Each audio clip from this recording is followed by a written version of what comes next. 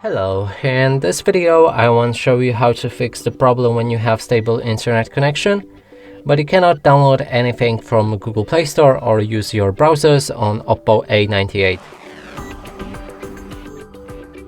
To do this, first let's open a Google Chrome, and here if we try to open any web page,